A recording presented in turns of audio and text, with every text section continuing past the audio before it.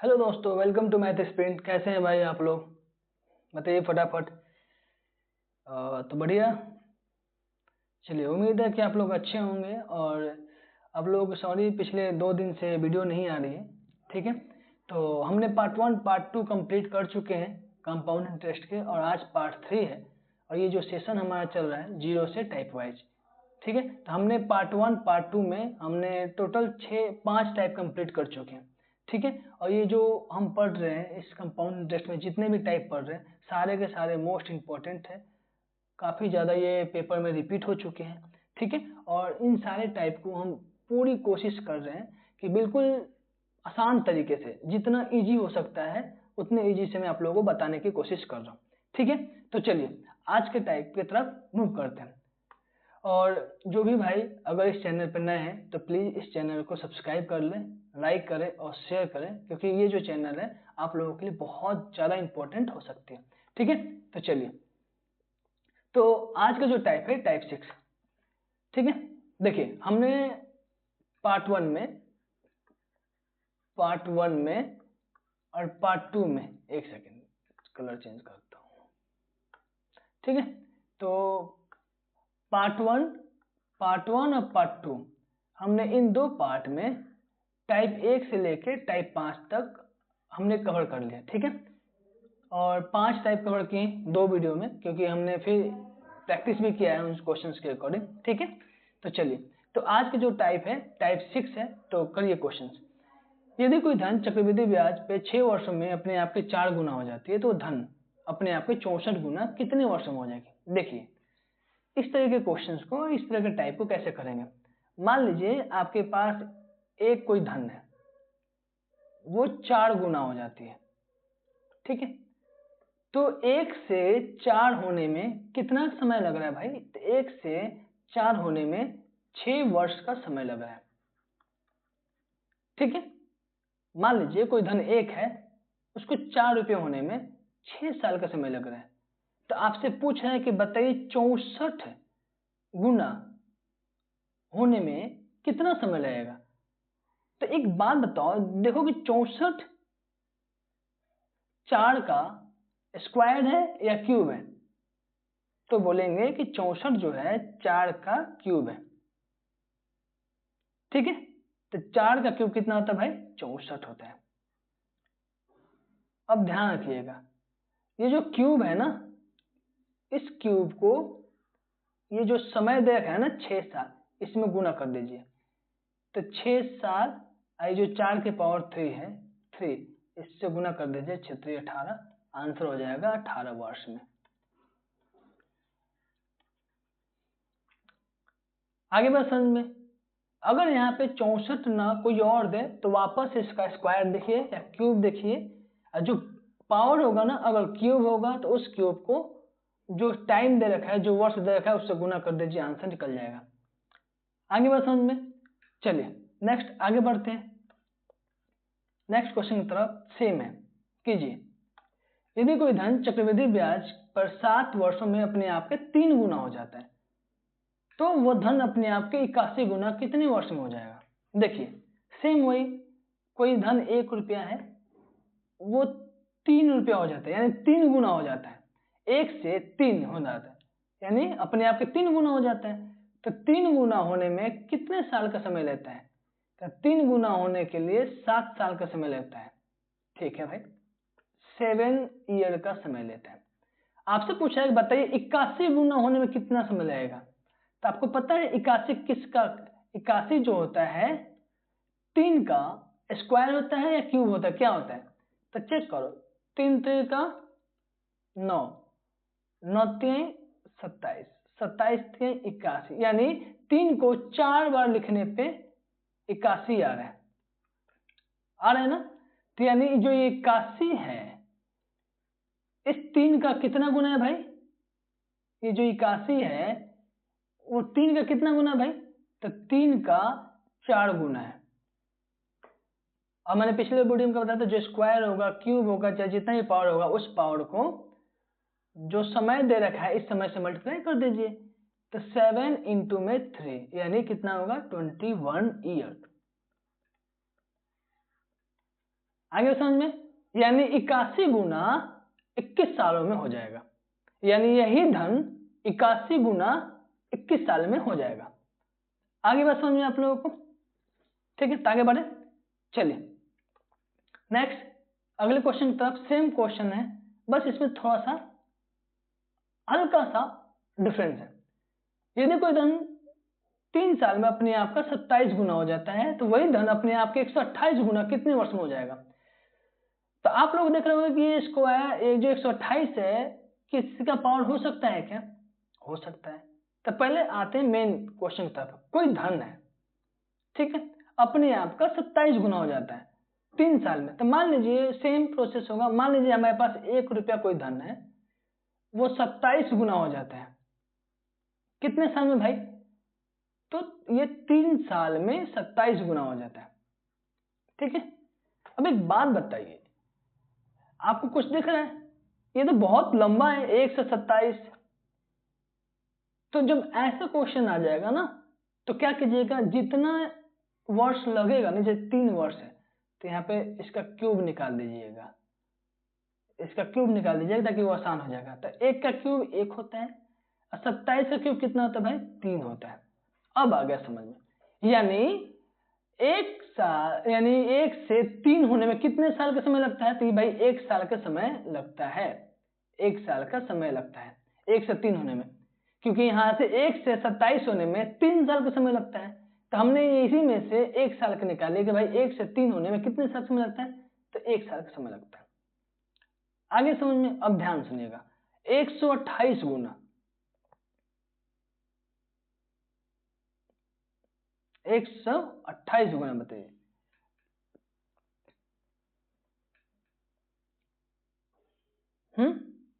ये किसका क्यूब है? एक काम कीजिए, ये 27 मत लिखिए, यहाँ पे 8 लिख दीजिए, ये क्वेश्चन गलती है, यहाँ पे 8 लिख दीजिए, 8, ठीक है, यहाँ पे 8 गुना लिख दीजिए, 8 लिखिए, ठीक है। तो ये कितना हो जाएगा भाई? 8, यानी 2, यानी 8 का क्यूब कितना आता है भाई? 2 हो जाएगा। आई का क्यूब 1 ना हो जाएगा। अब आ जाएगा आपके बीच में, ठीक है। तब एक बात बताइए, अब 1 से 2 होने में 1 साल का समय लगता है, तो चेक करना है यहाँ पे 128, 2 को कितने बार गुना करने पे 128 आएगा? तो क्या कीजिएगा भाई, जब 2 को, जैसे कि 2 गुने 2, 2 दूना 4, 4 दूना 8, 8 दूना 16, 16 दूना 32, 32 दूना 64, और 64 दूना कितना होगा? 4 दूना 128, 1 2 3 4 5 6 7, यानी 2 जो 128 है वो कितना है भाई? 2 का 7 बार लिखने पे 128 आ रहा है। आगे बात समझ में, यानी जब कोई धन 1 रुपया है, वो 2 होने में 1 साल लगा रहा है, ठीक है। तो वही 2 रुपया जब 7 की पावर कितने से लगाएगा? तो इस पावर को गुना कर दीजिए, 1 को 7 से गुना कर दीजिए, यानी 7 आंसर हो जाएगा, 7 साल लगाएगा, यानी यही धन 128 गुना होने में 7 साल लगाएगा, ठीक है। थोड़ा सा कंप्लीट, थोड़ा सा डिफरेंट है, बाकी सेम है, प्रोसेस सेम है। उसमें भी हम जो ईयर है, ईयर को पावर से गुना कर रहे थे, और इसमें भी हमने ईयर को पावर से गुना किया, ठीक है। चलिए आगे बढ़ते हैं नेक्स्ट। अब अगला टाइप है, टाइप नंबर 7। देखिए टाइप नंबर 7 क्या है कि 10,000 रुपए, ठीक है, 10,000 रुपए पर 8% वार्षिक ब्याज की दर से 2 वर्ष के साधारण ब्याज और चक्रवृद्धि ब्याज का अंतर ज्ञात कीजिए। तो चलिए इसको निकालने से पहले आप लोगों को थोड़ा सा बेसिक में समझा देता हूं। देखिए मान लीजिए जब समय 2 साल दिया हो, ठीक है, ठीक है, 2 साल दिया हो, उसके बाद आपको रेट परसेंट दे, ठीक है, और आपको सीआई यानी कंपाउंड इंटरेस्ट और सिंपल इंटरेस्ट के बीच अंतर पूछे, तो कितना होगा? ध्यान से मान लीजिए क्वेश्चन में रेट 2% दे दे आपको, ठीक है, और पूछे कि आपको सीआई एसआई का अंतर कितना होगा। तो भाई ये जो रेट परसेंट होगा ना, तो सीधे इसका स्क्वायर कर देना, ठीक है। तो कितना आएगा? 2 का स्क्वायर कितना होता है भाई? 4। अब परसेंटेज कितना होता है भाई? नीचे 100 लगा देना, ये परसेंटेज लिख देना यहाँ पे। जब 100 को इससे भाग करोगे तो कितना आएगा भाई? तो एक काम करो, 4 लिख दो, ठीक है। नीचे कितना जीरो है, 2 जीरो, तो इधर से 2 जीरो गिनना, 1 2, 2 डिजिट बाद पॉइंट लगा देना, यानी 0.4% आंसर हो जाएगा। यानी अगर रेट 2% हो ना तो CI और SI का जो डिफरेंस है 0.4% होगा।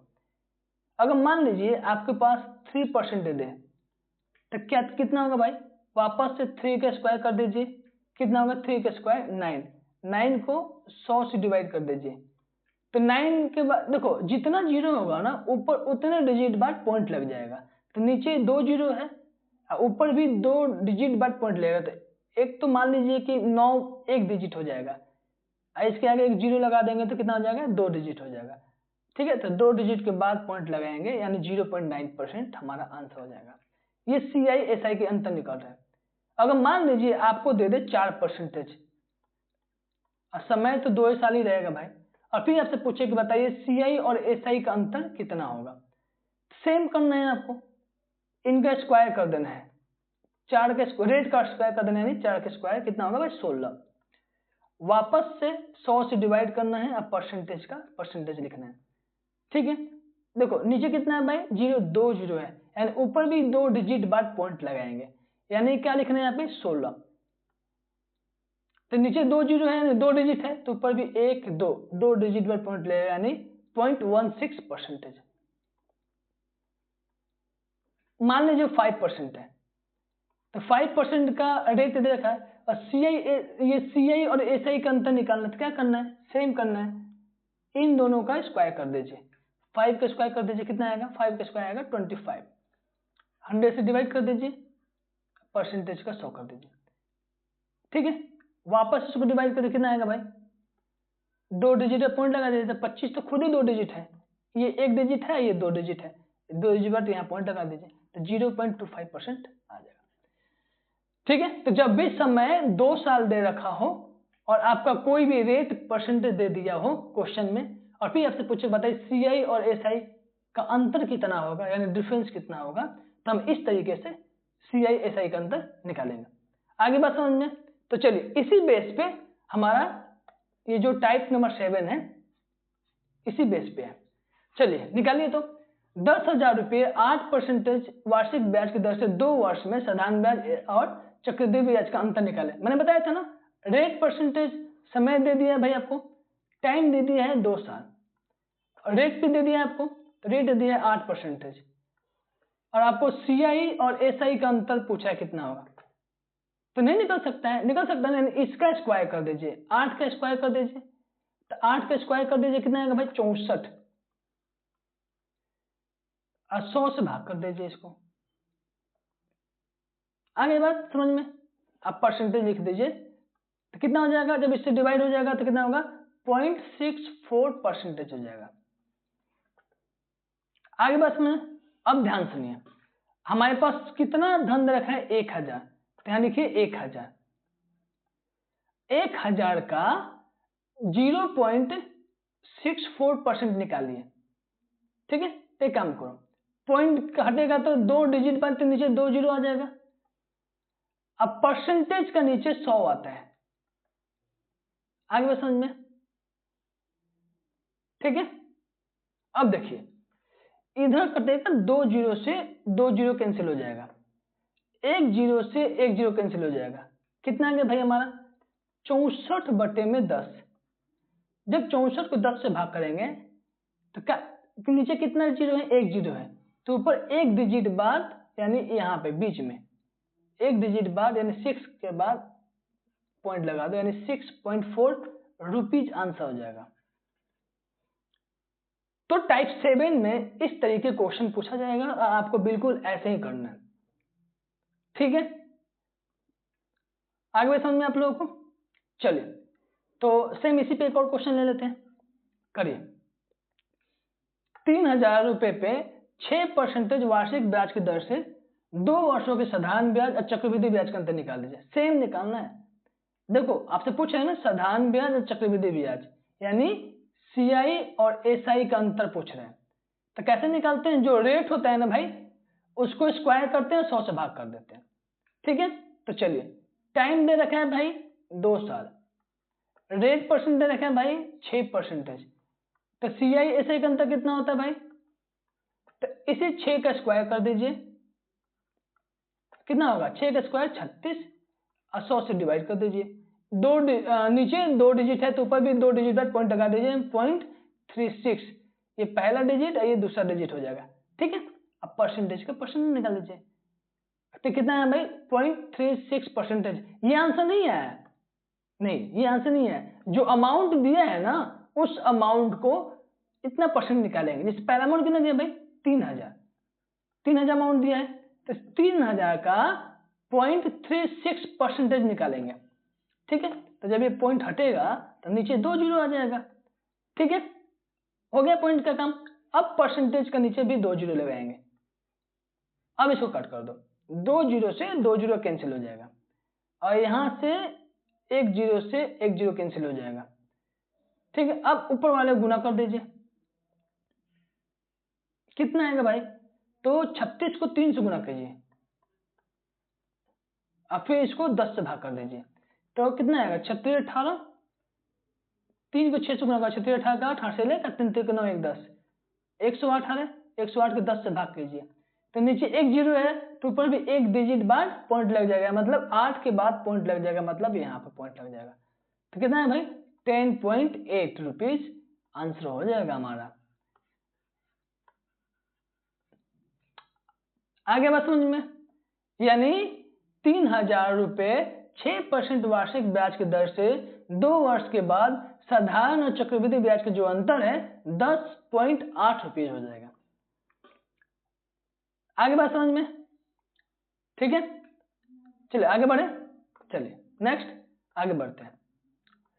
किसी धनराशि पे 8% वार्षिक ब्याज की दर से 2 वर्षों के साधारण ब्याज और चक्रवृद्धि ब्याज का अंतर 64 रुपए है, तो धन बताना है। अब आपसे धन पूछ रहा है, ठीक है, तो बताइए तो कैसे निकालेंगे इस क्वेश्चन को भी। देखिए सारे क्वेश्चन में हमें धन दे रखा था, यहाँ पे कोने पे दे रखा होता था ना 3000 2000 5000 दे रखा होता, लेकिन यहाँ पे नहीं दिया है, तो ये हमें निकालना है। तो कैसे निकालेंगे, किसी धन पे 8% चक्रवृद्धि ब्याज की दर से 2 वर्ष का साधारण ब्याज चक्रवृद्धि ब्याज का अंतर दे रखा है, तो देखिए वापस से चक्रवृद्धि ब्याज और साधारण ब्याज निकालेंगे, क्योंकि हमारे पास तो समय भी 2 साल है, हमने 2 साल का CI/SI का अंतर निकालना सीखा है, ठीक है।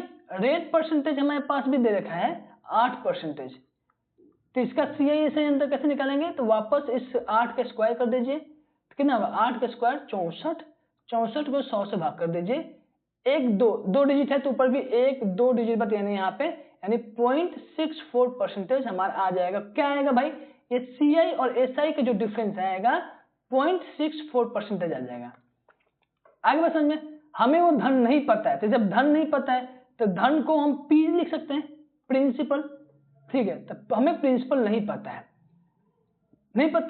लेकिन हमें रेट परसेंट पता है, कितना पता है भाई, ये 0.64% है, तो जब पॉइंट हटेगा तो नीचे के 2 जीरो आ जाएगा।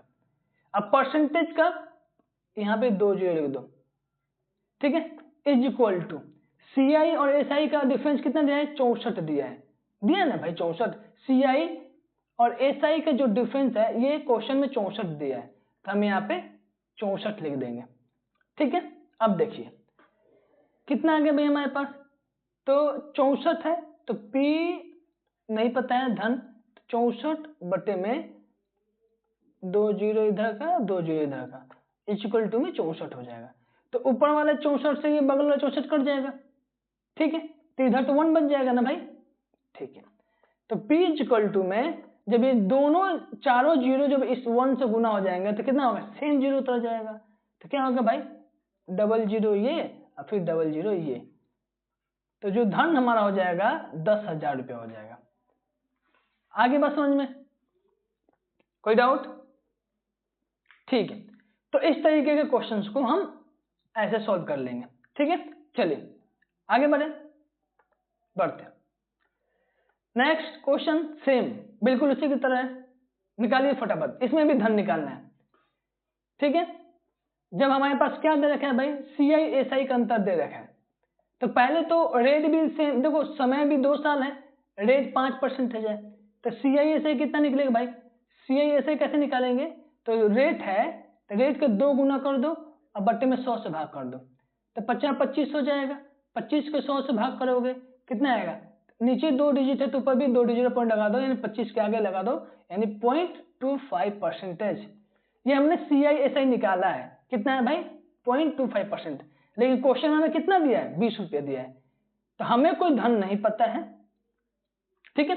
CI/SI का अंतर कितना दिया भाई, निकाला हमने 0.25%, तो पॉइंट हटेगा तो नीचे 2 जीरो उतर जाएगा, अब परसेंटेज के 100 का लिख देंगे यहाँ पे, ठीक है। इन दोनों के अंतर कितना है भाई, ये है 20 रुपये, तो यहाँ लिखेंगे 20 रुपये। आगे समझ में, इतना समझ में आ गया, चलिए ठीक है। अब ध्यान सुनिए, अब इसको काटिए, 25 को काटो, 25 चौका 100, 4 बार में कट जाएगा। आगे समझ में, हमारे पास कितना बचेगा P, ठीक है, बटे में 100 गुने में 4 इक्वल टू में 20। अब क्या करना है आपको, देखो इस 100 गुने 4 को इस 20 से गुना करना है, तो P इक्वल टू में 20 गुने 100 और गुने में 4। देखो इतने लंबे मल्टीप्लाई कैसे कर सकते हैं, एक काम करो, पहले 4 को ना 2 से गुना करो, 4 2 ना 8, आ गया। अब जितना जीरो है ना सारा जीरो उतार दो, कितना जीरो है, 3 जीरो है, तो यहाँ पे 3 जीरो उतार दो, तो जो P हो गया ना हमारा प्रिंसिपल जो हो गया भाई 8000 हो गया। आगे बात समझना आप लोगों को, कोई डाउट, पक्का, तो चलिए आगे बात समझ में। नेक्स्ट चलिए अगले टाइप की तरफ पढ़ते हैं, टाइप 8 है, इसमें हम रेट निकालना सीखेंगे कि भाई रेट कैसे निकालेंगे, जब हमारे सामने CI/SI दे रखा हो और हमें P भी दे रखा हो, धन भी दे रखा हो और उसके बाद टाइम भी दे रखा हो, लेकिन रेट नहीं दिया हो, तो रेट कैसे निकालेंगे। देखिए मान लीजिए हमारे पास कोई धन P मान लो हमारे पास दिया है 2000, ठीक है, और हमारे पास टाइम भी दे रखा है 2 साल, ठीक है, और हमारे पास CI और SI का जो अंतर है 72 दे रखा है। हमसे क्या पूछ रहा है भाई, रेट परसेंटेज पूछ रहे हैं, तो मान लीजिए रेट परसेंट नहीं माना है तो हम उसे R मान लेंगे, हमें नहीं पता है, तो रेट परसेंटेज निकालने के लिए हम क्या करते थे, जो रेट दे रखा होता है ना हम उसका स्क्वायर करते थे, जो भी यहाँ वैल्यू दे रखा होता तो उसका स्क्वायर करते थे, उस स्क्वायर को हम 100 से भाग कर देते थे। पिछले वाले क्वेश्चन में CI/SI निकालने के लिए क्या करते थे, हम रेट को स्क्वायर करते थे, जो रेट परसेंट दे रखा होता था उसका स्क्वायर करते थे, अब बट्टे में 100 से डिवाइड कर देते थे, ठीक है, ये परसेंटेज हो जाएगा, ठीक है। हमारे पास रेट परसेंट का कुछ इस तरीके का वैल्यू निकाल लिया हमने। आगे बात समझ में, अब देखिए जो 2000 दे रखा है ना, तो यहाँ पे 2000 हमें लिखना है, इस 2000 का कितना निकलना है, R² बट्टे में 100, अब परसेंटेज का भी यहाँ पे 100 लिख दो, ठीक है, इक्वल टू इन दोनों का अंतर कितना दिया भाई 72, तो यहाँ पे 72 लिख दीजिए। अब देखिए क्या करना है, 3 जीरो से 3 जीरो कैंसिल कर दो, 2 जीरो एक ये जीरो कट जाएगा, ये काटो 2 25 10, 5 बार में कट जाएगा, तो आपके पास कितना बचेगा भाई R² बटे में 5 इक्वल टू में 72, ठीक है। तो इसके नीचे 1 दे दोगे तो क्रॉस मल्टीप्लिकेशन कर दो, 1 को 8 से गुना कीजिएगा तो R² और 5 को 72 से गुना कीजिए तो कितना आएगा, तो 5 दूना 10 कि 0 एक हासिल, 7 5 35 1 36, 360। आगे बात समझ में, अब ध्यान सुनिएगा, R² की वैल्यू 360 है, ठीक है, चलिए तो 360 हो जाएगा। अब बताइए 8 R कितना हो जाएगा भाई,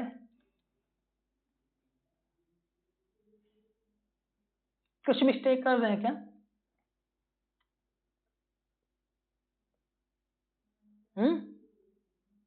तो यहाँ पे 720 दे दो, ठीक है, यहाँ पे 720 दे दो, ठीक है, यहाँ पे 720, अब हो जाएगा हमारा, ठीक है, 720 हो जाएगा। अब आगे समझ में, तो यहाँ पे 720 हो जाएगा। अब गुना कीजिए, 0 का 0 हो जाएगा, 5 दूना 10 के 0 हासिल 7 35 से 36 हो जाएगा। आगे समझ में कितना होंगे आर स्क्वायर, जब आर का स्क्वायर हटेगा तो 3600 पे रूट लग जाएगा। और 3600 का रूट कितना होता है भाई, 36 का रूट कितना होता है भाई 6, और 100 का रूट कितना होता है 0। हमारे पास कितना आएगा भाई 60%, ये आंसर हो जाएगा। आगे बात समझ में हमने, तो इस तरीके से हम रेट निकाल सकते हैं, ठीक है। चलिए इसी पे मैं एक और क्वेश्चन देता हूं, अब मैं आपको दूंगा, बताना रेट परसेंट कितना होगा, ठीक है। चलिए मान लीजिए आपके पास एक पी धन है 5000, ठीक है, और आपके पास रेट परसेंट निकालना है, ठीक है, और हमारे पास सीआई और एसआई का अंतर 72 दे रखा है, तो बताना भाई रेट परसेंट कितना होगा। तो क्या करना है भाई, रेट परसेंट निकालने के लिए आर का स्क्वायर करना है और 100 से भाग कर देना है, अब परसेंटेज का परसेंटेज हो जाएगा, ठीक है। अब क्या करना है, ये जो वैल्यू है ना, ये वैल्यू उसी धन का यानी 5000 का ये वैल्यू निकाल देंगे, आर स्क्वायर बट्टे में 100, अब फिर परसेंटेज हटेगा तो परसेंटेज का भी 2 जीरो लिख देंगे, इक्वल टू में इन दोनों का अंतर कितना दिया 72। अब देखो 3 जीरो से 3 जीरो कैंसिल कर दो, 2 जीरो 1 3 जीरो हो जाएगा, 5 दूना 10, 2 अंक कट जाएगा, ठीक है। ये 2 इसके साथ जाके मल्टीप्लाई हो जाएगा, तो आर स्क्वायर इक्वल टू में हो जाएगा 72 गुने 2, कितना हो जाएगा भाई 2 दूना 4, 7 दूना 14, 144 हो जाएगा। तो जब स्क्वायर हटेगा तो रूट लग जाएगा इस पे, तो आर इक्वल टू में 144, 144 किसका रूट है भाई 12 का, तो 12% हमारा रेट हो जाएगा। तो जो हमारा ये रेट परसेंट था ना 12%, यही हमारा आंसर हो जाएगा। आगे बस समझ में, चलिए आगे बढ़ते हैं नेक्स्ट, ये कर लिया हमने। चलिए नेक्स्ट टाइप 9, अब देखिए इसमें मैं राशि निकालना है, ठीक है। यदि किसी राशि पे 12% की दर से 2 वर्ष का चक्रवृद्धि ब्याज इतना है 5088 है, तो राशि बताइए राशि कितना होगा, 5088 है तो राशि बताइए कितना होगा। देखिए मान लीजिए हमारे पास क्या क्या दे रखा है, हमें पी मतलब अमाउंट नहीं पता है, ठीक है, और हमारे पास क्या दे रखा है रेट दे रखा है, तो रेट परसेंटेज कितना दिया भाई 12%, ठीक है, और हमारे पास समय दे रखा है 2 साल का, और सीआई कितना दे रखा है भाई, सीआई दे रखा है हमारा 5088, ठीक है। जब भी ऐसा सिचुएशन है ना तो इसको हम 2 तरीके से निकाल सकते हैं। एक फॉर्मूला आप लोग याद कर लीजिएगा इस टाइप के लिए, एक फॉर्मूला याद कर लीजिएगा a plus B plus A B by 100, बस, ठीक है। a भी 12 है भाई और b भी 12 है, बस। तब कैसे निकालेंगे भाई 12 प्लस 12 प्लस में 12 गुने 12 बट्टे में 100, तो 12 12 24, अब प्लस में 12 का स्क्वायर कितना होता है 144, 144 को जब 100 से भाग करेंगे तो 1.44 आ जाएगा, तो कितना होगा 25.44 आ जाएगा, यानी 25.44 आ जाएगा, ठीक है।